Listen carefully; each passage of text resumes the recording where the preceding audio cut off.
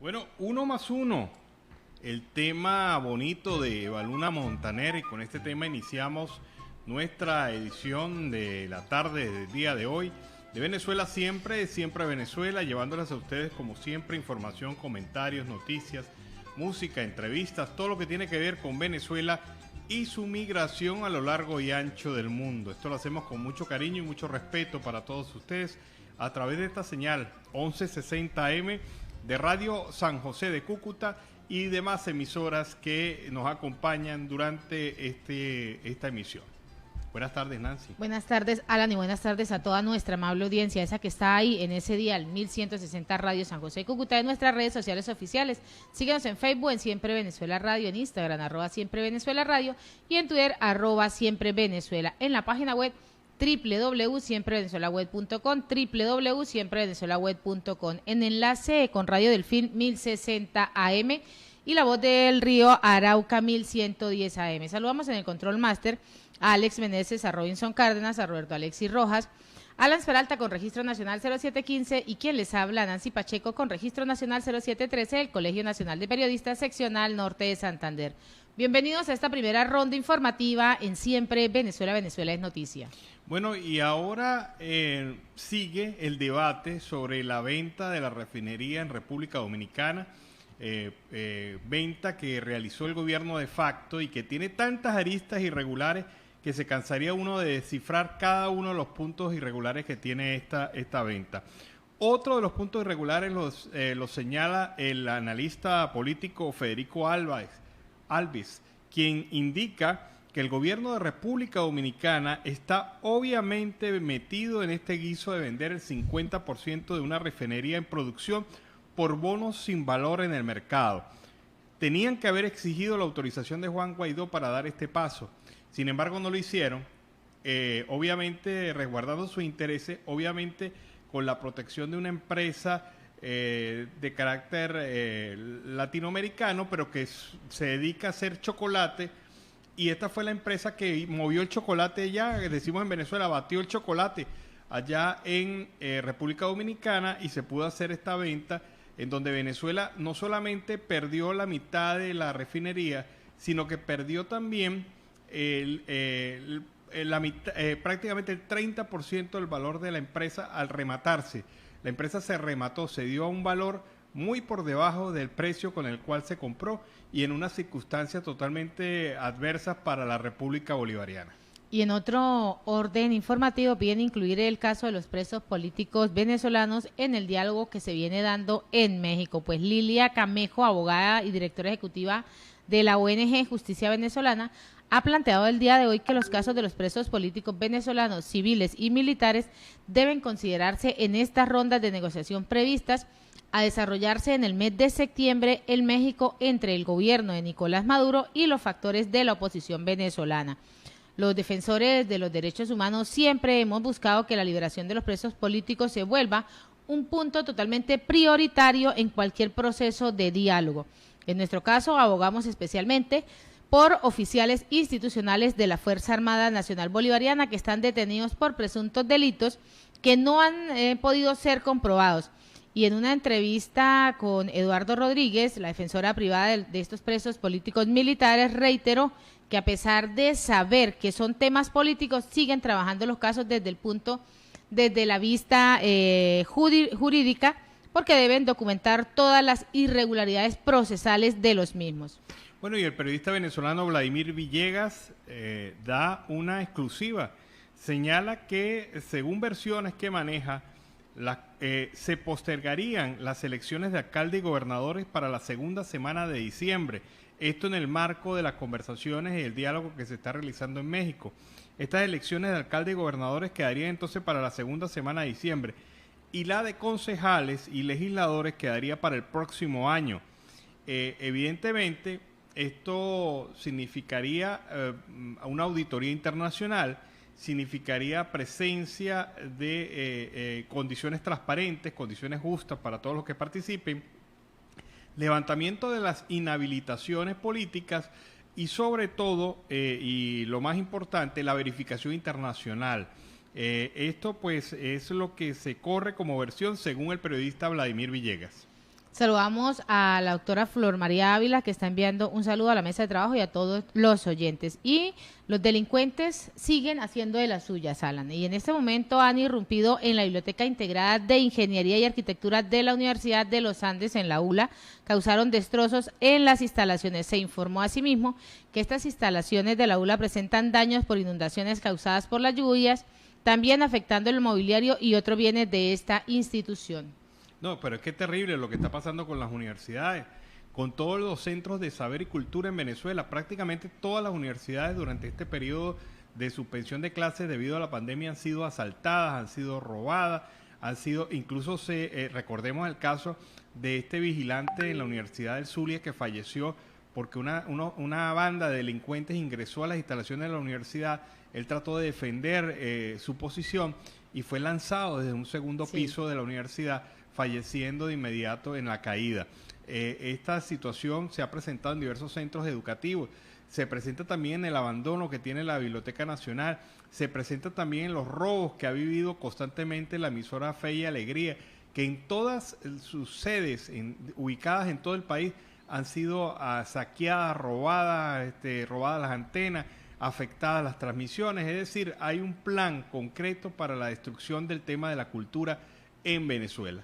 Y es momento de tomar decisiones. Primero Justicia pidió a la unidad llegar a un consenso sobre esas elecciones que se van a celebrar el 21 de noviembre. Tomás Guanipa, dirigente de Primero Justicia, instó el día de hoy a la unidad opositora a tomar una decisión sobre la participación en las elecciones pautadas para el 21 de noviembre y aseguró que el partido respetará cualquier decisión que se tome en ese consenso. Primero Justicia está a la orden de la decisión que tome esta unidad respecto a este proceso del 21 de noviembre. Hoy hacemos un llamado a la unidad, es momento de tomar decisiones. El partido está al servicio de la unidad. Esto es lo que ha venido señalando en el día de hoy Tomás Guanipa en una reunión. Bueno, lo cierto es caso que Guanipa volvió después de 2 años de exilio y pareciera que su intención es volver a participar en las elecciones en el estado Zulia, donde está cabalgando, según las encuestas y según información, Manuel Rosales. Habría que ver si va a disputarle ese liderazgo a Manuel Rosales o qué va a hacer Tomás Guanipa, porque de verdad que con la vuelta de todas estas personas que estaban en el exilio, la mayoría de ellas han mostrado su interés en participar en los procesos electorales en su estado. Revisamos a Enzo Escarano, que volvió hace poco y está en campaña en el estado Carabobo. Recordamos también a otros dirigentes políticos que han regresado desde el exilio y que ya se incorporaron a las propias campañas políticas. ¿Qué va a hacer Tomás Guanipa? Esa es una de las grandes preguntas. Y en Siempre Venezuela, Venezuela Siempre, vamos con el primer reporte de nuestro corresponsal Carlos Uzcategui, el Miura. Una feliz tarde para todos desde el departamento de La Guajira. Carlos Uzcategui, el Miura, para el programa Siempre Venezuela, Venezuela Siempre. Saludo cordial a Alan y a Nancy y a nuestro gran equipo de producción del programa Siempre Venezuela. Ya con las noticias desde el Caribe, La Guajira, el Magdalena, el Cesar. Y comenzamos con una nota de duelo que ha sorprendido a todos los melómanos del mundo. Falleció a los 82 años el salsero Larry Harlow, el judío maravilloso. Su esposa informó que el deceso del artista se dio luego de estar 32 días hospitalizado a causa de complicaciones como paciente renal. Este viernes en hora de la madrugada falleció el intérprete, compositor y productor de salsa Larry Harlow a sus 82 años de edad. A todos los salseros del mundo se les informa con profundo dolor que luego de tantos días hospitalizado, mi amado Larry falleció a las 2:30 de la madrugada a causa de complicaciones como paciente renal que debilitaron su ya agotado corazón. Refiere que le da gracias a todos por el amor y por los mensajes que él recibía de todos ustedes y que yo me encargaba de leerle en el hospital. Les pido por favor que nos den espacio a la familia, amigos íntimos para procesar nuestra pérdida y más adelante le daremos más información al respecto. Por último, la pareja del intérprete del famoso pianista le dedicó algunas palabras para su partida. Le dijo: mi amor, ya eres libre nuevamente para tocar tu música en la Orquesta Celestial. Gracias por el honor de acompañarte y de amarte hasta el final de tus días. Vivirás eternamente en mi corazón y en el corazón de todos los que aman tu música y tu gigantesco legado. Vuela alto, mi judío maravilloso, y descansa en paz. Laren Iran Khan Sherman, como es el nombre verdadero del llamado el judío maravilloso, fue uno de los integrantes de la orquesta Las Estrellas de Fania. Nació el 30 de marzo de 1939. El norteamericano fue uno de los precursores de la salsa, intérprete de temas exitosos como La Cartera y Jardinero del Amor. Su esposa es la boricua María del Carmen Díaz. Fue uno de los pilares en la configuración de ese fenómeno denominado Estrellas de Fania, cuyos albores se dieron a finales de las décadas de los 60, al lado de figuras no menos deslumbrantes como Johnny Pacheco, Ray Barreto, Bobby Valentín, Willy Colón y Héctor Lavoe, entre otros. Presidente Iván Duque Márquez adjudicará en Barranquilla el proyecto Ruta Caribe 2. Procuraduría General de la República solicitó al alcalde de Cartagena de Indias impedir daños a las murallas. El fuerte San Sebastián del Pastelillo hace parte integral del conjunto arquitectónico de la ciudad y fue declarado por la UNESCO como Patrimonio Mundial Cultural y Natural. Caribe, Alcaldía de Malambo, derrumba predio utilizado para consumo de droga. Archipiélago de San Andrés, Santa Catalina y la isla de Providencia. La Unión Nacional pide atender con prioridad las necesidades de la isla. Un consejo académico de la Universidad Nacional, la UN, de Colombia envió el pasado 6 de agosto una carta al presidente de la República, Iván Duque Márquez, en la que solicitan implementar con carácter urgente medidas preventivas y de recuperación en el archipiélago de cara al inminente riesgo que implica la nueva temporada de huracanes en el Caribe. Mujeres isleñas certificadas en fortalecimiento empresarial. La Cámara de Comercio de San Andrés y Providencia certificó este miércoles 18 de agosto a 13 mujeres isleñas en emprendimientos y fortalecimientos empresarial, lo anterior en el marco del programa Centro de Acompañamiento al Desarrollo Empresarial y la Innovación, que es llamada el CADEIN.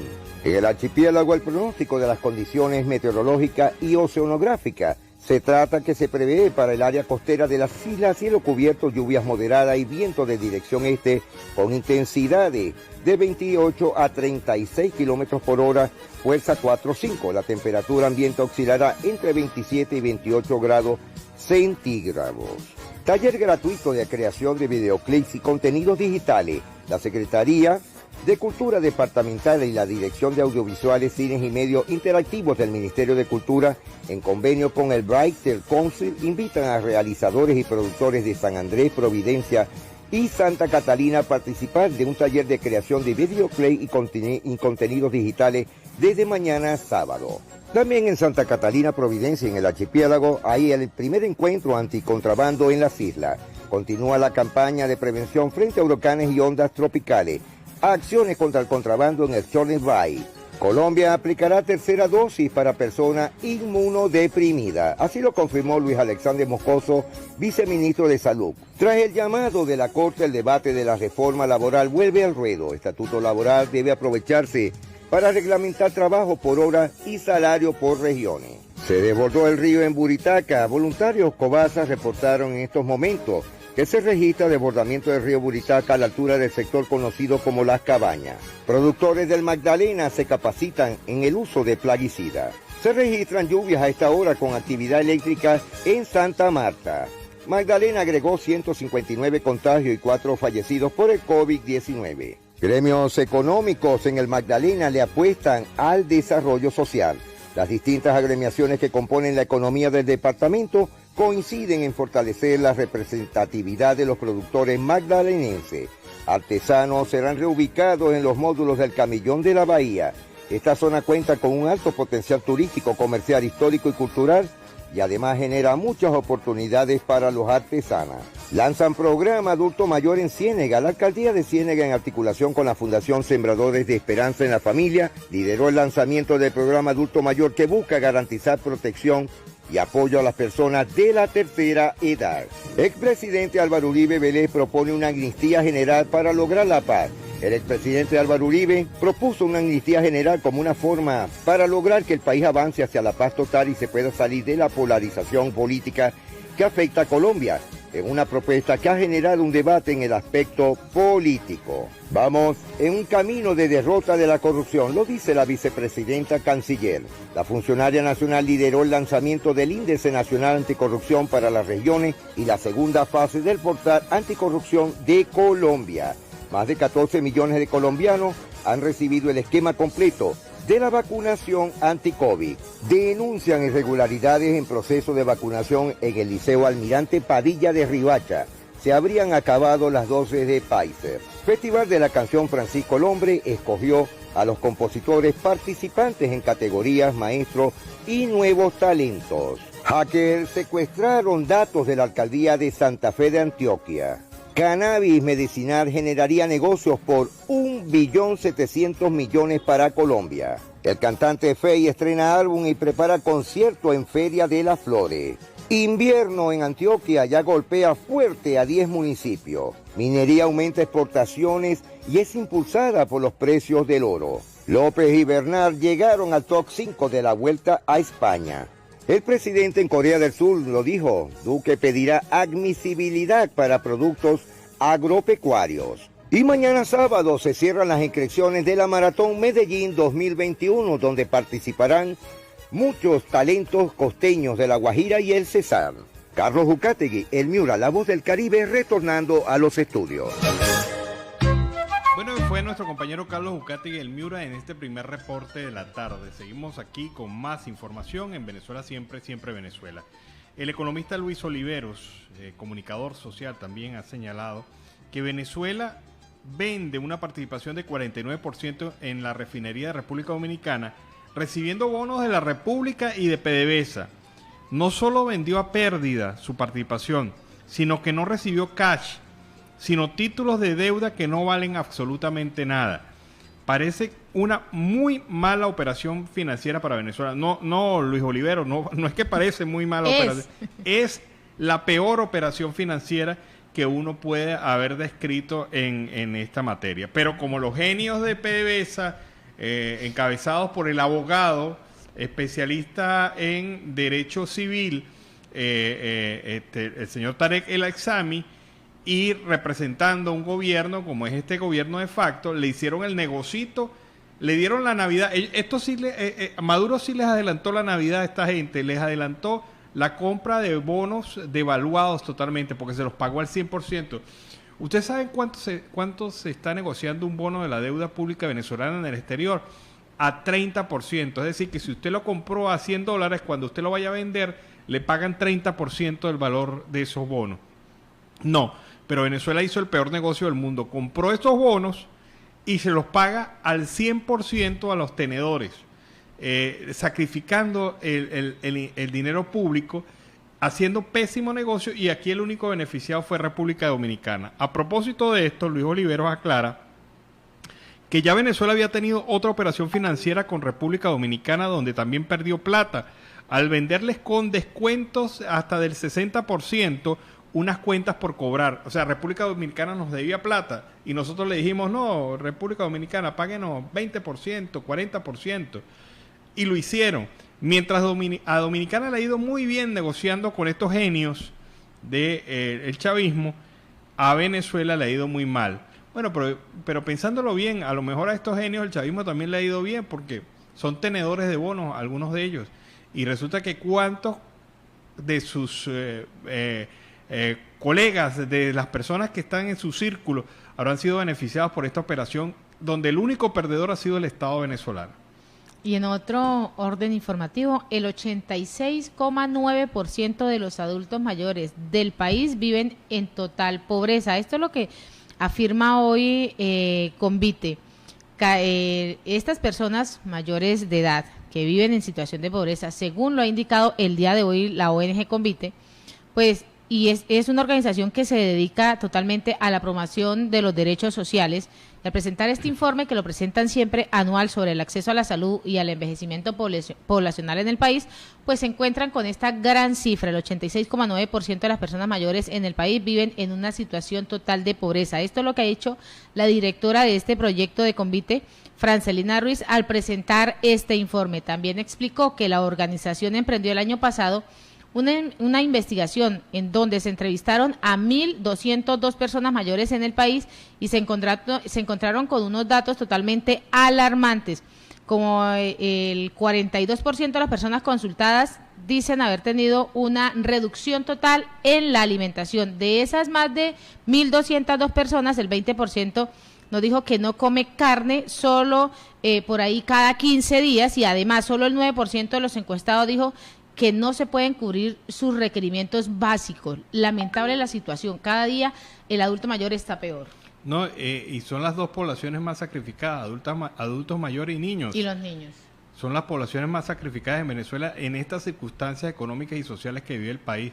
Por eso es que es necesario un acuerdo, a pesar de que alguien tenga que ponerse el pañuelo en la nariz para sentarse con el adversario, pero lo tienen que hacer, porque definitivamente hay prioridades que van mucho más del tema político. Y en Siempre Venezuela, Venezuela Siempre, vamos a una pausa comercial y musical, ya regresamos. Bueno, era Cariñito con Rodolfo Aicardi. Todo y también su suspense, antes de decir cuál era el tema. Con este tema iniciamos nuestro segundo bloque aquí en Venezuela Siempre, Siempre Venezuela, llevándoles a ustedes informaciones y comentarios del país, de Venezuela y de su migración a lo largo y ancho del mundo. Bueno, hay una noticia, la Organización Nacional de Trasplantes en Venezuela, ONTV, es una ONG sin fines de lucro que durante 21 años ha venido llevando este tema y haciéndolo visible en varias partes del país y ante las instituciones públicas y privadas. Ha venido trabajando a favor de los pacientes trasplantados o aquellos que puedan aguardar por un trasplante. Hemos hecho una labor alrededor del tema de la donación de órganos. Por más de 14 años ejecutamos, bajo la supervisión del Ministerio Popular para la Salud, el sistema de procura de órganos y tejidos, que alivió y dio oportunidades a muchos venezolanos que recibieron órganos, riñón, hígado o también tejidos como córneas, válvulas cardíacas provenientes de donantes fallecidos. En los años más recientes hacemos labor social en el JM de Los Ríos y otros centros hospitalarios a los que llegamos gracias a las donaciones y aportes de particulares que ayudan en esta noble causa. Sin embargo, luego de más de 4 años de suspendido el programa de trasplante con donantes fallecidos en Venezuela y la cifra creciente de muertes por enfermedades renales, nos pronunciamos nuevamente haciendo llegar nuestra voz a los actores de la decisión en nombre de los más vulnerables, presentando una propuesta de solución mediante la apertura de al menos un centro de trasplante de órganos y retomar progresivamente este programa de sistema de procura de órganos y tejidos. Esta es la solución que ofrece la sociedad civil y sobre todo el tiempo de paciencia y espera de los pacientes y su riesgo de muerte durante el mismo proceso requiere una respuesta oportuna y ajena de cualquier sesgo político. De igual manera quisiéramos aclarar que los niños y adultos que esperan por trasplante de médula ósea no son cubiertos por este spot y que ya que se trata de un trasplante con donante vivo y requiere una logística diferente. Se está abierto a proponer, a actuar siempre y cuando las intenciones de los actores de la decisión sean transparentes y las propuestas y acciones sean viables, efectivas y duraderas. Entonces, pero uno se pregunta, ¿cómo puede estar 4 años cerrado un programa que es la única opción de vida que tienen muchísimos pacientes, niños y adultos? ¿Cómo se puede cerrar un programa y estar tranquilazo? Ah, no, se cerró, bueno. Y es que resuelvan ellos. Eso se vino hablando hace aproximadamente como unos 3-4 meses de ese cierre, del tiempo que llevan y que de alguna manera quienes tienen la posibilidad económica pueden salir hacia otro país a realizarle ese trasplante. Más de un papito hablaba y daba su punto de vista y decía, bueno, quienes tienen pueden salir y quienes no tenemos nos están condenando a nuestros hijos a la muerte. Eso es lo que estamos viendo en este momento. Claro, y con por lo menos pacientes renales, las máquinas de diálisis no son escasas, la mayoría está dañada y no hay la intención, ni siquiera un programa del gobierno que anuncie o señale o indique o dé una posibilidad de esperanza de que esta situación se va a modificar a corto plazo. Ellos no hablan todavía del tema de 4 años de cierre del sistema de trasplante. Y todavía no he escuchado a ninguno del Ministerio de Salud o del Gobierno Nacional diciendo, mira, vamos a invertir tantos millones para traer nuevas máquinas o recuperar las ya dañadas. Algunas que se han dañado han sido reparadas por aporte de empresas, de aquellas que todavía sobreviven en Venezuela, que han aportado su granito de arena para que puedan funcionar algunas máquinas. Pero es increíble que el Estado venezolano, como garante de la vida, como lo indica la Constitución Nacional, de la República de Venezuela, hasta este momento no haya hecho ni un solo pronunciamiento de estas muertes que han ocurrido en el JM de los Ríos. Pero sí tiene dinero para pagar campañas, para defender a Alex Saab, campañas para llevar artistas a Venezuela para sus fiestas, pero no tienen dinero para este tipo de acciones que es un derecho propio que se tiene en cualquier país del mundo. Sí, menos mal que me recuerda lo de Bonnie Cepeda, se le pagó una buena cantidad de dólares. Una muy buena dólares, cantidad. y eso hubiese servido para reparar muchas de las máquinas. Ese hubiese sido el cumpleaños. Eso hubiese sido la mejor celebración de cumpleaños. Vamos a arreglar estas máquinas para que no mueran más niños en Venezuela, por ejemplo. Y hablando de salud, en el día de hoy denuncian que más de 350 pacientes renales no podrán realizar sus terapias desde la próxima semana en el estado Táchira. La presidenta de la Fundación Renal del Táchira, Luz Marina Martínez, ha denunciado el día de hoy que más de 350 pacientes renales no podrán realizar sus terapias a partir de la próxima semana. ¿Por qué? Porque falta bicarbonato en 7 unidades de diálisis. Esto lo informó la periodista Mayerlis Villanueva. En el comunicado lo hizo a través de Twitter, que hasta 7 centros brindan servicio de hemodiálisis en Táchira, presentando fallas mínimas en algunos y otros con total operatividad. Son 106 máquinas disponibles, 90 se encuentran activas y 16 fuera de servicio. 6 aparatos inoperativos que se encuentran ubicados en el Hospital Central. Los trabajadores de la salud pues vienen dando en este momento esa denuncia, vienen diciéndole, bueno, ahora los pacientes, 350 se van a quedar sin la hemodiálisis. Y por bicarbonato. Oye, pero qué... Por bicarbonato. Qué increíble, hay que por la falta de bicarbonato. Qué increíble, qué increíble. Y fíjense, se plantean estos temas y ¿cuál es la respuesta del gobierno? El silencio. Total. Un silencio absoluto, no hay ninguna propuesta alternativa, no es que llegan y se preocupan, por lo menos muestran preocupación frente al tema, no, es el silencio absoluto, porque para ellos estos son problemas insignificantes frente a otros problemas grandes que según ellos se interpretan. El hecho de participar o no en las elecciones, ganar las elecciones, dañar al gobierno de Guaidó, esos son los temas importantes para ellos, pero el pueblo venezolano en absoluto. Fíjate esto, Fernando Petrocelli, quien es analista deportivo en Venezuela, pues señala que es una vergüenza lo que pasó con el director técnico de la selección venezolana, 14 meses sin cobrar su salario, él y los técnicos que le acompañan, porque el director llega con su equipo y esta gente no se le pagó en 14 meses en Venezuela.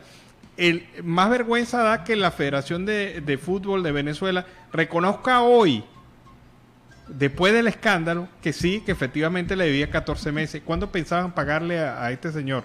A José Peseiro, ¿cuándo pensaba pagarle? Y más increíble es la burla que hace a Alonso Moleiro, periodista venezolano, quien indica, cuando la Federación Venezolana de Fútbol le proponga al próximo técnico que se encargue de la vino tinto, es importante negociar con ellos si tienen contemplado entre sus aspiraciones cobrar un sueldo. Qué triste, ¿no? De verdad que me pasó Alfonso, sí. pero bueno, pero la verdad, o sea, por favor, qué vergüenza, o sea, y no es que la federación no haya recibido recursos ni aportes, la federación ha recibido pagos por su participación en la eliminatoria del Mundial, recibe pagos, recibe una cantidad de dinero por ese monto. ¿Para dónde se fue? Ahí ¿A qué bolsillo? Ahí habría que ver, Y en Siempre Venezuela, siempre vamos con el segundo reporte de nuestro corresponsal, Carlos Uzcategui, El Miura.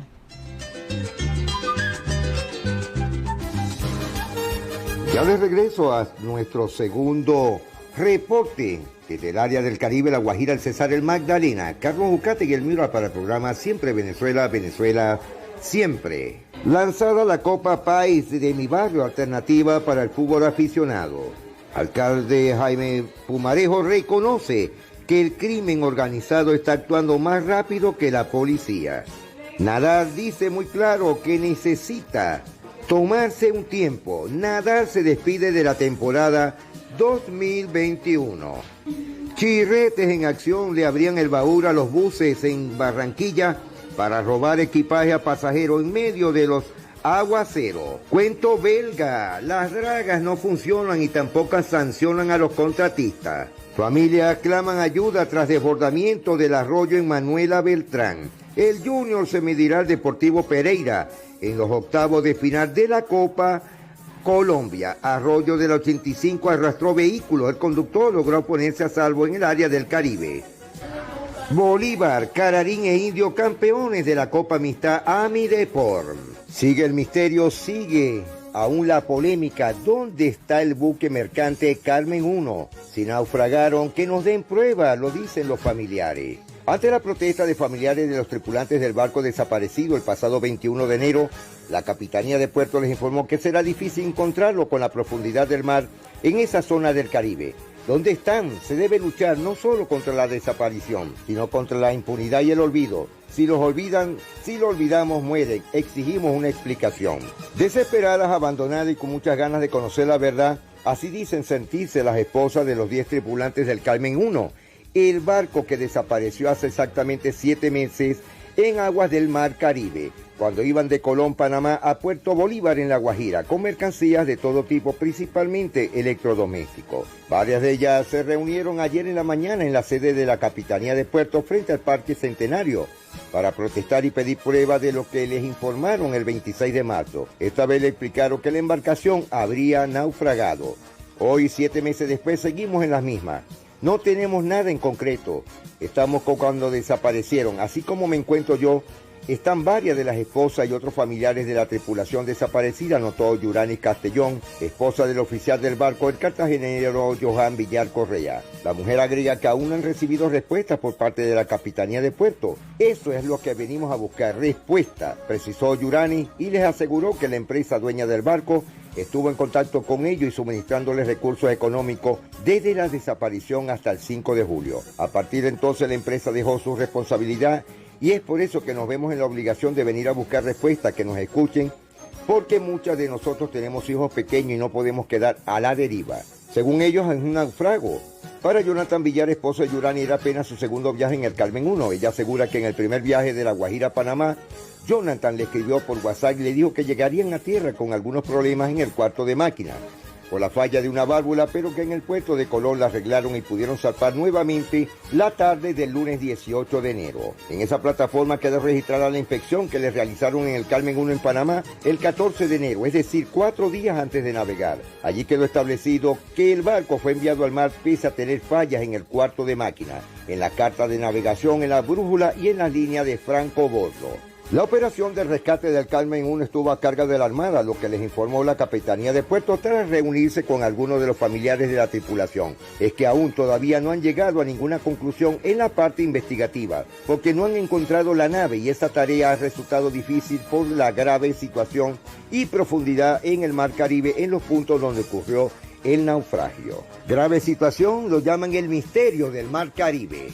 Deportista del Guaco subió en lo más alto del Panamericano de levantamiento de potencia. Postes en mal estado, la amenaza vial en Valledupar. Admiten acción de tutela interpuesta por los pueblos indígenas en defensa del Cerro de Hurtado. Inmortales, el tributo de Panguito Maestre a fallecidos compositores vallenatos.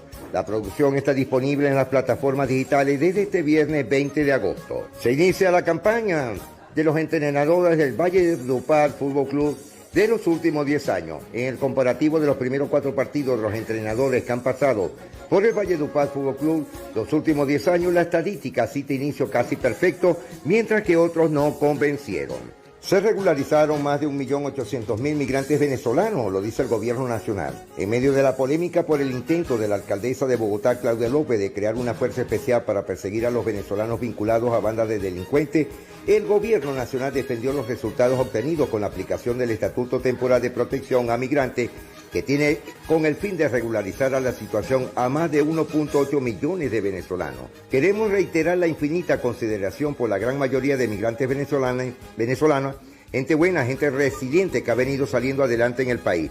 El estatuto es una gran autopista de oportunidad bajo una política migratoria fraterna, afirmó el director de Migración Colombia, Juan Francisco Espinosa. La medida que rige bajo el decreto 216 del 2021 ha permitido que 1.184.000 venezolanos logren efectuar el proceso de obtención de usuario y 1.126.000 migrantes lograrán tramitar sus documentos legales de manera oportuna y satisfactoria. La entidad también afirmó que sobrepasaron 1.070.000 de encuestas socioeconómicas que evidencian la caracterización e inclusión de un grupo de personas en el cual también participaron menores de edad. Desde Inmigración Colombia seguimos trabajando con la firme convicción positiva de nuestro gran salto con el Estatuto Temporal de Protección para gente buena que tiene derecho y merece salir adelante, afirmó Espinosa en su cuenta de Twitter. Migración Colombia dio a conocer que el próximo 1 de septiembre comenzará la fase presencial para la toma de fotografías y huellas que hacen parte del documento que les permitirá a los venezolanos acceder a los sistemas de educación, salud y la inclusión financiera. Ya para finalizar, quería hacer un comentario a Alan, Nancy, de la situación con las lluvias que se están presentando en el sur de La Guajira. Ayer en la tarde y esta mañana vimos pasar muchos migrantes que venían de la zona de Cogede. Llevan ya 15 días a pie por todas las trochas. Nos informaron que la Guardia Nacional en el punto Paraguachón y en la vía que va hacia el Moján, la carretera de Mara hacia la frontera, fueron objeto más de 40 personas que les quitaron casi todo el dinero con que ellos venían. Es muy lamentable ver lo que nos estaban comentando esta mañana, en donde les hurtaron, les robaron, les violentaron los objetos que llevaban como dinero, celulares y por supuesto, lo más insólito, ropa. La ropa buena y prendas de valor, es decir, anillos, aretes, cualquier cosa que brillara. Fueron las quejas que tuvimos de estos migrantes, de nuestros coterráneos, Alan. Da dolor, pero esto hay que denunciarlo y decirlo con nombre y apellido. Lastimosamente solamente hablaron de un tal sargento Villarroel, de un cabo González y por supuesto en los puntos de control de El Moján, Villa Mara, hacia la frontera y en los puntos de Guarero y Paraguachón. Muy lamentable la actitud de estos guardianes o cuidadores del dinero para ellos. Lo lamentable es que el gobierno lo sabe. Señores, nos estamos despidiendo. Carlos Ucategui, el Miura, la voz del Caribe, para el programa Siempre Venezuela, Venezuela Siempre. Les deseo un happy weekend para todos. Bendiciones. Bueno, happy weekend también para ti. Allá en La Guajira, Colombo venezolano, ojalá pues te deje, se aleje la lluvia y tengas unos días de sol pero frescos. El doctor Julio Castro, médico venezolano, ha señalado hoy a través de sus redes que ha visto a Freddy Guevara como paciente con COVID. Él lo ha visto, él tiene una condición cardíaca conocida como arritmia ventricular, lo cual le genera el riesgo de muerte súbita real. Médicos del SEBIN corroboraron el diagnóstico. Actualmente Freddy Guevara se encuentra bajo tratamiento y estudios especializados. Esta condición cardíaca supone un riesgo, pero no lo inhabilita para la vida normal. El llamado como médico está asociado a una condición ética de pedir condiciones para los privados de libertad y los presos políticos. Cualquier persona debe tener acceso a la atención adecuada. No importa cuál sea su origen, color, orientación política, lo que hemos hecho con Freddy también lo haríamos con cualquier otra persona. Los médicos estamos éticamente comprometidos con nuestros pacientes. En esta ocasión el informe del cardiólogo del SEBIN hizo la diferencia. De verdad que sí, porque son muy pocos los médicos valientes que asumen el riesgo político de decir que Freddy Guevara efectivamente sí estaba enfermo. No es cualquier cosa. Y más en un gobierno que reprime a cualquier opinión disidente. Ellos vendieron la imagen de que era mentira lo de Freddy Guevara. Y sin embargo, unos médicos del mismo SEBIN lo ratifican a través de un informe. Y esto es riesgoso en la Venezuela de hoy. Pero se comportaron éticamente. Pero en este momento nosotros preguntamos, ¿y cómo estará Javier Tarazona en este momento? ¿Cómo estarán los otros presos políticos que han sido torturados? Los militares que han sido torturados, ¿cómo estarán ellos? ¿Cómo estará su estado de salud?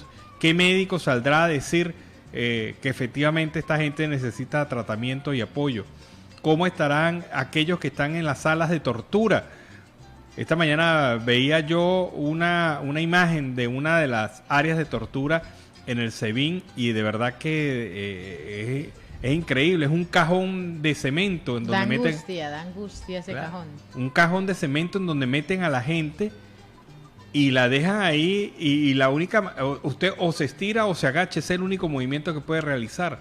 Pero sus necesidades básicas, su alimentación, ¿cómo se alimenta usted bajo esas circunstancias?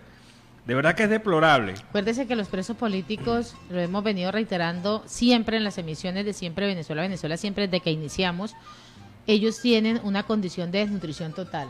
Claro, y es obvio, porque se les maltrata en una condición, se le viola todos sus derechos fundamentales. Vámonos a la pausa comercial y musical del momento y a regreso seguimos acá en Venezuela Siempre, Siempre Venezuela. Queremos agradecer antes de irnos a la pausa a Radio Delfín 1060 AM, a Robinson Cárdenas y a nuestro corresponsal Carlos Uzcategui por participar. Bueno, este tema, Hay una luz dentro de ti, de Manuel Medrano. Con este tema iniciamos nuestra segunda hora de Venezuela Siempre, Siempre Venezuela. Y tenemos en la línea a Walter Márquez, defensor de derechos humanos en Venezuela y protagonista de varias gestas importantes en este país. Con Walter vamos a conversar. Se cumplieron 6 años del cierre de la frontera entre Venezuela y Colombia, específicamente de los pasos fronterizos a través de los puentes. Buenas tardes, Walter. Bienvenido al programa Venezuela Siempre, Siempre Venezuela. ¿Cómo estás? Excelente, un gran abrazo.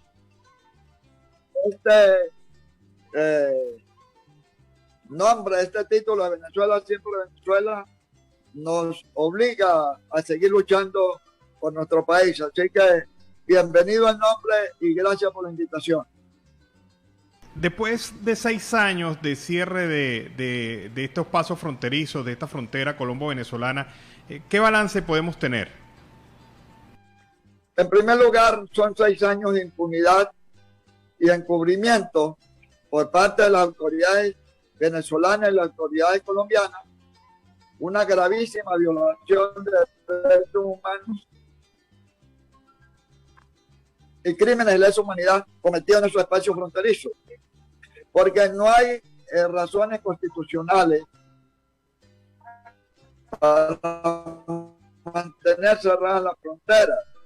Es un acto de fuerza, abuso de poder, porque la frontera por La Guajira está abierta, circulan incluso el transporte internacional de carga, pero el caso de la frontera del Táchira Norte Santander ha pasado por varias etapas.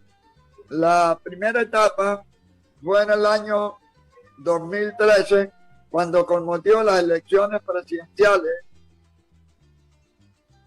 en abril, las elecciones municipales, se cerró la frontera por 15 días con abuso de poder. No hubo decreto de estado de excepción.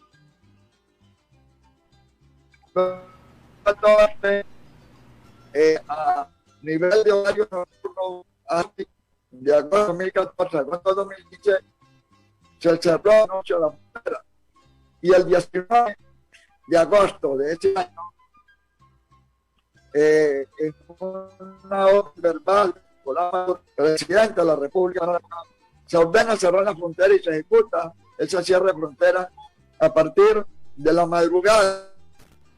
Tenemos algunos problemas de comunicación con Walter Márquez, quien es dirigente del sector de defensa de derechos humanos en Venezuela. Con él estamos hablando sobre este 6º aniversario del cierre de los pasos fronterizos entre Colombia y Venezuela. Este es un hecho de verdad que ha causado bastante conmoción en estas regiones fronterizas binacionales, específicamente entre el Táchira y el departamento norte de Santander fundamentalmente. Seguimos esperando entonces para tratar de corregir las fallas técnicas de la comunicación directa con Walter Márquez. Vamos a esperar a ver si podemos recuperar la llamada prontamente. Pero mientras tanto vamos a seguir con más información en Venezuela Siempre, Siempre Venezuela. Bueno, Tamara Suju está haciendo un llamado de alerta y atención sobre un caso particularmente grave, las torturas a las cuales ha sido sometido el general Héctor Hernández da Costa, cuyo relato en el tribunal sobre la situación hace constar la tortura sistemática a la cual ha sido objeto durante los 3 últimos años. Para Tamara Suju, esto estos temas deben incorporarse de manera inmediata en este expediente que viene levantando la Corte Internacional de Crímenes, porque la situación es grave, especialmente en este caso del general Héctor Hernández da Costa, como otros generales de la República que han sido detenidos y acusados por delitos políticos. Tenemos a Walter. Walter, sí, continuamos escuchándote en relación al tema del 6º aniversario del cierre de la frontera binacional. Bueno, debe ser que como estamos hablando del cierre de frontera, nos cerraron la señal y entonces tuvimos que usar una trocha digital para poder continuar este programa. Trocha, al fin y al cabo, pues nos estamos comunicando. Bueno, Walter, sigue por favor informándonos sobre este aspecto, sobre tu visión en este 6º aniversario del cierre de fronteras colombo-venezolano. El 20 se cierra la frontera, se decreta el estado de excepción, que entra en vigencia 5 días después. Entre el decreto de estado de excepción y su publicación en Gaceta Oficial, de hecho, ocurren una serie de acciones que conllevan a crímenes de lesa humanidad, deportaciones forzosas, detenciones arbitrarias, violencia sexual contra alguna mujer. Sí.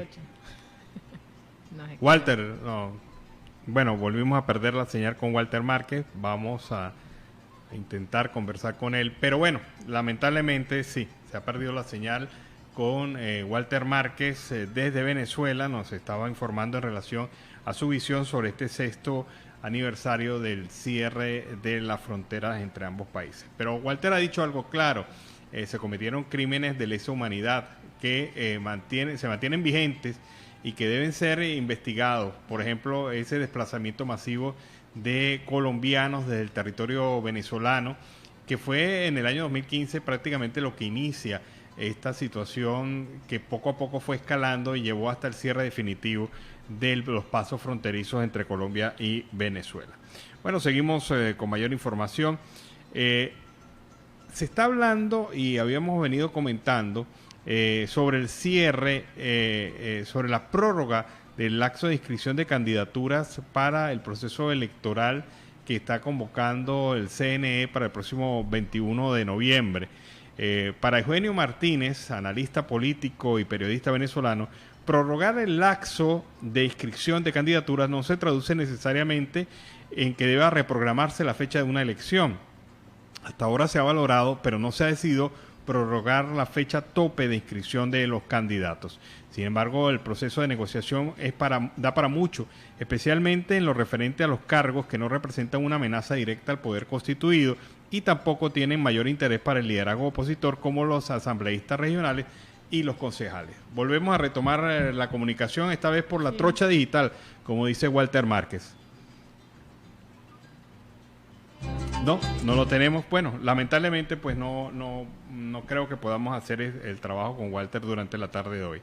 Bueno, sí, Eugenio Martínez entonces confirma de alguna manera que eso se está hablando, se está conversando sobre la posibilidad de postergar las elecciones regionales y buscar alternativas que permitan de alguna u otra manera que estas elecciones sean de mayor participación popular, incluso hablar de la Asamblea Nacional y elegir asambleístas nacionales es otra de las alternativas que se prevén. Primero las elecciones regionales para este año y luego las elecciones de Asamblea Nacional para el primer trimestre del próximo año. Esto según ya confirmado por dos personas, dos analistas del sector político, quienes han indicado que son algunos de los temas que se han deslizado en la mesa de diálogo que se está realizando en México. Pero bueno, veremos, estos son los temas importantes. Habrá que buscar atender el tema de la pandemia, porque es fundamental para mí. No se puede avanzar mucho en lo político si no se habla de la salud del pueblo, si no se habla también de las necesidades prioritarias de alimentación y atención, si no se habla también del tema de la educación. Es decir, hay bastantes temas dentro de la agenda, parte obviamente del punto de vista político. Y creo que también otra de las propuestas es como la que viene adelantando el exgobernador del estado Táchira, César Pérez Vivas, que ha venido manifestando a través de diversas opciones que se debe ir a un referéndum revocatorio. Es decir, entonces vendrían tres actividades eleccionarias políticas. En primer lugar, las elecciones locales. En segundo lugar, el tema de las elecciones parlamentarias. En tercer lugar, un referéndum revocatorio, por lo menos es lo que estaría planteado en diversas instancias. Tenemos en línea telefónica a Walter. ¿Sí? No lo tenemos. No. Walter, ¿nos escuchas? Walter Márquez, ¿nos escuchas? Te estoy oyendo perfecto. Walter, entonces estábamos hablando del tema de estos 6 años de cierre fronterizo. ¿Qué nos puedes decir al respecto? Bueno, como dijimos, pues, además de la destrucción de viviendas, las deportaciones forzosas, el desplazamiento forzoso, que después se convirtió en un gran éxodo de venezolanos. Inicialmente fue una operación contra los colombianos, cuyo actor intelectual fue el gobernador José Gregorio Bielma Mora, y cuyo actor material como comandante en jefe de la Fuerza Armada Nacional fue Nicolás Maduro y el alto mando militar.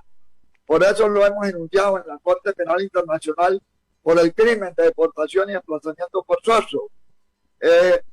A 6 años queda el recuerdo ingrato de esa situación de altísima criminalidad que se ha seguido prolongando a lo largo del tiempo con desapariciones forzosas, contratos inhumanos en el paso de las trochas, con limitaciones para la gente ir a buscar alimentos y medicina. Cuando hay crecidas del río Táchira no pueden pasar y hay gente que se ha ahogado allí. Todo eso es responsabilidad del gobierno que por abuso de poder ha cercenado los derechos consagrados en la Constitución de la República y en tratados internacionales. En otras palabras, el cierre de fronteras es un acto criminal que compromete de manera directa y personal a Nicolás Maduro, a José Gregorio Bielma Mora y el alto mando militar. Nosotros hicimos la denuncia en Colombia, en Venezuela. Las víctimas de las deportaciones forzosas han sido revictimizados en Colombia porque la Fiscalía nunca investigó. Han sido victimizados en Venezuela, donde se cerraron las investigaciones, y han sido revictimizados en la propia Corte Penal Internacional, que hasta el día de hoy no ha actuado. La fiscal anterior, que duró 18 años en el cargo, y 7 recibiendo denuncias sobre los crímenes de lesa humanidad en Venezuela, no actuó, y esperamos que el nuevo fiscal se ocupe de investigar los delitos internacionales que constituyen crímenes de lesa humanidad, incluyendo la deportación y los desplazamientos forzosos. Así que, como síntesis, son 6 años de impunidad, encubrimiento, donde en la frontera ha aumentado la corrupción, ha aumentado la criminalidad, y esperamos que para reactivar la economía que ha decrecido en la frontera y que necesita de un reimpulso, se abran los pasos, no solamente por los puentes internacionales, sino que se reactiven las aduanas, se reactiven el registro de pasaportes, para que la gente no tenga que recurrir a lo ilícito, sino que sean lícitas todas las operaciones fronterizas de intercambio humano y de intercambio comercial.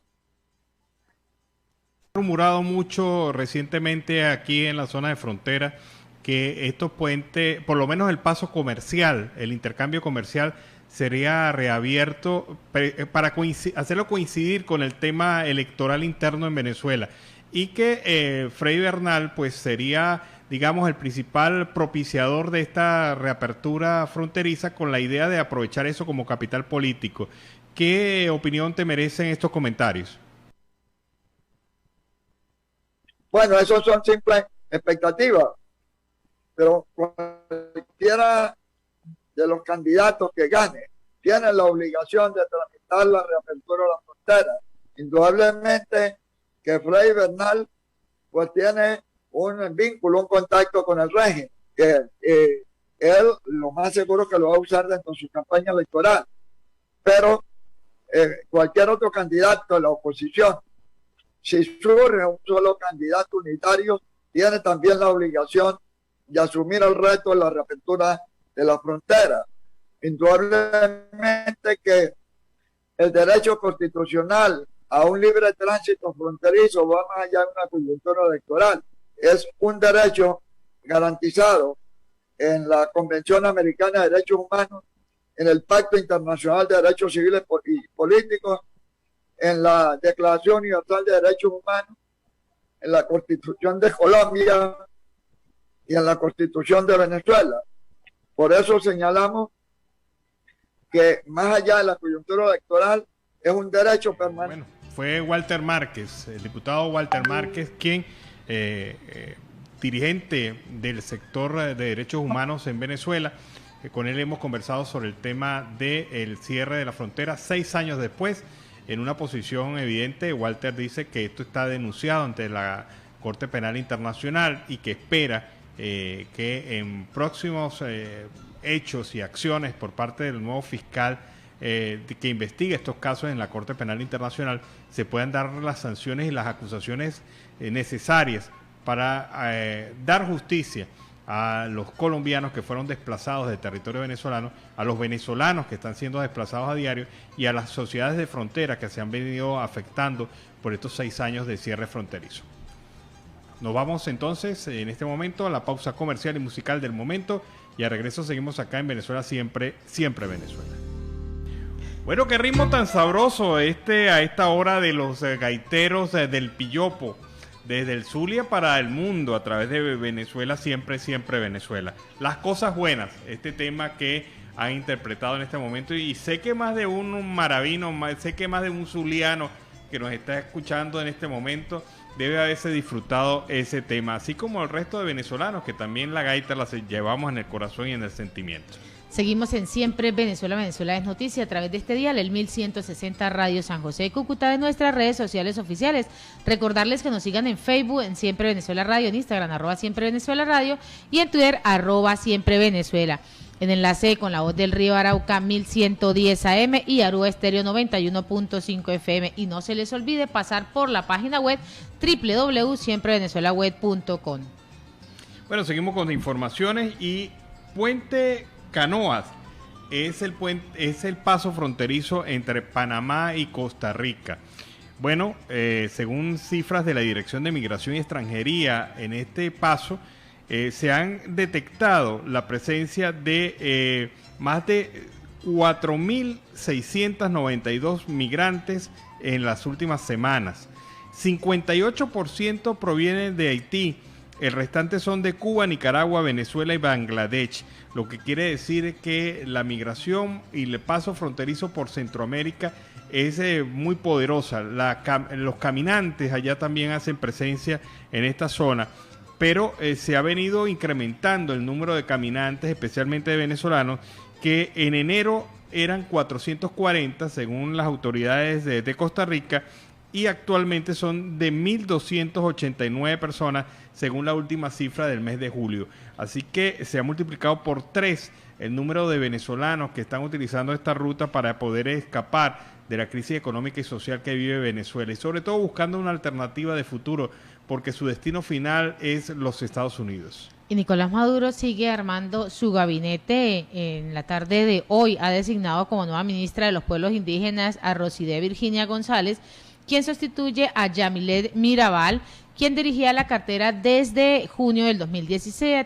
Designé a esta dirigente indígena, Virginia González, como ministra del Poder Popular para los Pueblos Indígenas. Tiene la tarea de seguir la extraordinaria labor de Yamilet Mirabal, quien cumplía con ese gran compromiso de cara a esas megaelecciones del próximo 21 de noviembre. Esto es lo que ha expresado el líder oficialista en su cuenta en Twitter. Bueno, pero ya va, qué descaro, qué descaro. ¿Qué labor ha hecho ese ministerio que lo único que sirve es para la burocracia? ¿Qué labor ha hecho efectiva? Los indígenas de la zona sur del Amazonas, sometidos por los garimpeiros en la frontera entre Venezuela y Brasil. Los indígenas venezolanos del estado Bolívar, perseguidos, hostigados y algunas veces asesinados por las fuerzas extranjeras que están en el territorio, representadas por la guerrilla del ELN, de la FARC y otros movimientos paramilitares. Explotados en las industrias por la actividad minera, desalojados de sus territorios ancestrales por la minería ilegal. ¿Qué puede hablar Maduro sobre éxito en la gestión hacia los indígenas venezolanos? Y en la Guajira colombo-venezolano, los indígenas pertenecientes a la etnia guayú, perseguidos y hostigados también en territorio venezolano, y no solamente eso, sino que carecen de cualquier recurso mínimo de atención por parte del Estado venezolano.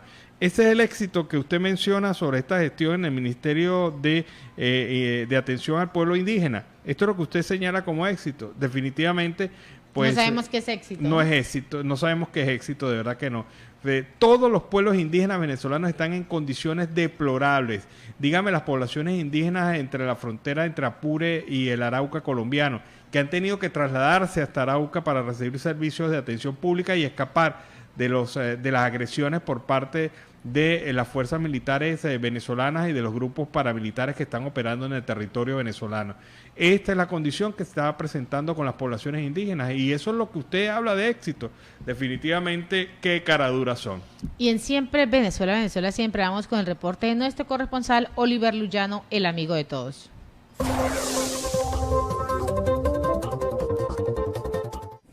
¿Qué tal, amigos de Siempre Venezuela? Desde esta zona de frontera, desde Arauca, reporta para ustedes el amigo de todos, Oliver Luyano, guariqueño y de Saraza.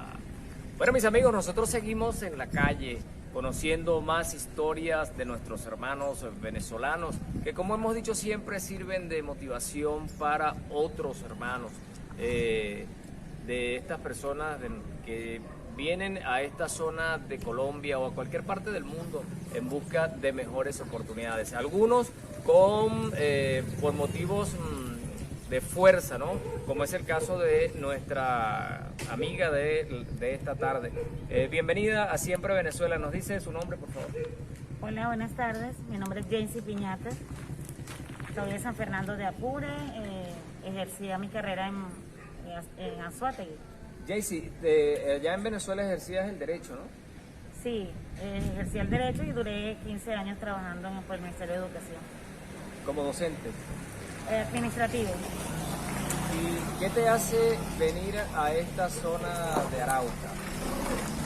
Pues entre tantas cosas nos vimos afectados desafortunadamente porque cuestiones políticas. Mi hermana fue víctima del gobierno de Venezuela. Por segundo motivo y fuerza mayor, la salud de mi hijo requiere un trasplante de córnea y fue negado precisamente por... Me comentabas que eso fue negado por razones políticas, ¿no? Sí, le negaron ese derecho a él allá. Ya nosotros teníamos todos los exámenes realizados, vacunas realizadas, estábamos en Maiquetía, en un CDI, hospedados allí, y prácticamente nos bajan del avión porque ya no iba la operación del niño porque según no había trasplante. ¿Y a partir de cuándo deciden salir y establecerse aquí en Arauca? Nosotros tenemos aquí ya 3 años. Eso fue en febrero, marzo, que llegamos aquí ya. Por lo mismo, o sea, nos vimos tan involucrados, afectados, el seguimiento que había. ¿Pero eran ustedes activistas políticos allá? Sí, o sea, pues pertenecemos pertenecemos a la Primera Justicia, pero no andábamos en la calle protestando o participábamos así a cada momento porque uno se debe al trabajo. Pues, ¿sí? Fueron otros tipos de perseguimiento que se nos realizó, entonces nos tuvimos que venir. Ese tema político de Venezuela, ¿cómo lo observas desde acá? Hay un llamado a elecciones, de participación. ¿Qué observas tú? ¿Qué nos puedes comentar?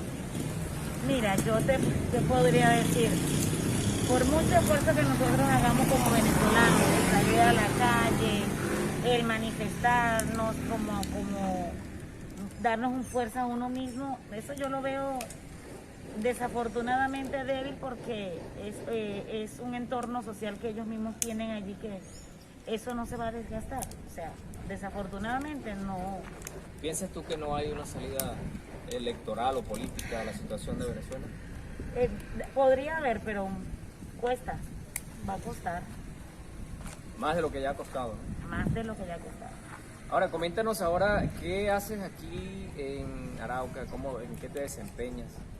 Mira, nosotros yo llegué con mis 2 hijos menores, salí a la calle a vender café, tinto como le dicen aquí, aprendí a hacer papas rellenas, pasteles, me conseguí con unas colegas, realizamos capacitaciones, empezamos a ver capacitaciones por la Cruz Roja, recibí muchos apoyos, hoy en día cuento con una pequeña empresita de comida rápida, trabajamos con comida rápida, trabajamos con sancochos los fines de semana, con parrillas y en los días de semana nosotros, aparte de eso, estamos recién con una organización, se llama Sembrando Valores, nosotros le damos clases, refuerzos estudiantiles a los niños que requieran nuestro apoyo, pero mayormente pues a venezolanos que necesiten, que tengan debilidad, dificultades de estudio.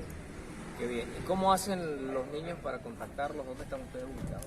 Nosotros estamos ubicados ahorita, nos pueden ubicar por la Face, se llama Sembrando Valores, allí están nuestros números de teléfono, hay correo también electrónico también allí por el Face, y nada, llamarme y ponernos en contacto. ¿Qué lección consideras tú que nos ha dejado toda esta situación que nos ha tocado vivir? Aprender a vivir. Aprender a vivir porque habemos muchos venezolanos que sabíamos hacer algo, pero no sabíamos cómo desempeñarnos. Yo por lo menos me tocó aprender a hacer cosas que yo pensaba que no era capaz. Y así sucesivamente. ¿Como cuáles, por ejemplo? Bueno, imagínate. ¿La cocina? No, a mí me encanta la cocina, pero el salir a vender a la calle, o sea, el madrugar tanto, el ponerme yo a picar una carne, a picar una carne para asarla, o sea, cosas así, ¿entiendes? ¿Crees tú que te ha mejorado la condición de vida acá en esta zona? Pues como estaba en Venezuela, no, pero como llegué, actualmente como estoy ahorita, sí, gracias a Dios. Quisiera que le dejaras un mensaje a toda la gente que nos escucha y nos ve a través de Siempre Venezuela. ¿Qué mensaje podemos darle? Amigos, démosles gracias a Colombia por el apoyo que nos están brindando, ser agradecidos, portémonos bien como venezolanos, buenos venezolanos. No todos somos malos, los buenos venezolanos venimos a trabajar, a crecer y a desempeñarnos como personas aquí en otro país. ¿Qué le diríamos a nuestros hermanos venezolanos que están allá y siguen luchando ante las dificultades que se presentan? Yo les doy las gracias porque son valientes, los felicito porque son valientes y que no perdamos la esperanza, creamos un Dios que todo lo puede. ¿Cuándo vuelve usted a Venezuela? Cuando este gobierno caiga. Bueno, muchas gracias. A la orden. Bueno, mis amigos, nos vemos en Venezuela cuando este gobierno caiga. Es el mensaje final que nos deja nuestra entrevistada de esta tarde.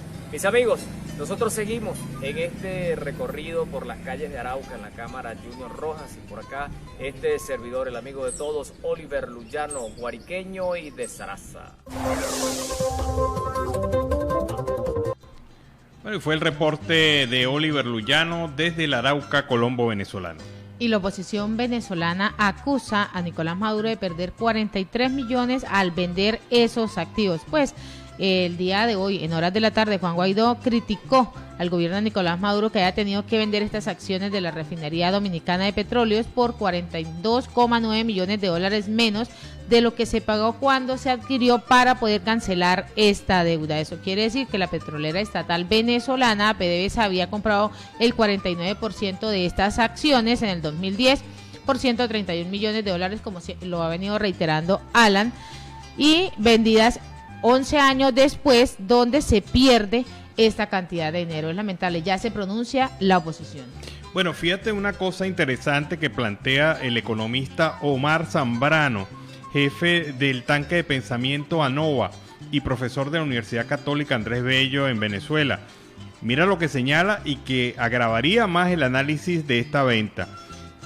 Venezuela en default significa que los papeles de la deuda de PDVSA se transan no en el 30% que yo había dicho, sino, según este economista, más o menos a 5% de su valor nominal. Es decir, que de cada $100 en bono, a la hora de venderlo, usted en este mercado actual, usted ganaría solamente $5 por bono. De $100, $5. Ahora, ¿qué ocurre? Que Venezuela recibió 88 millones de dólares por el 49% de la refinería en República Dominicana y le pagaron con bonos de PDVSA.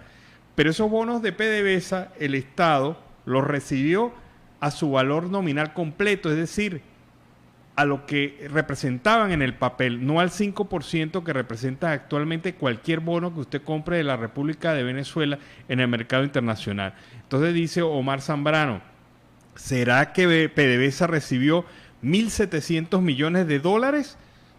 O si no, hizo el peor negocio del mundo recibiendo bonos de la deuda de PDVSA que se cotizan en $5 como si fueran y valieran $100 cada uno.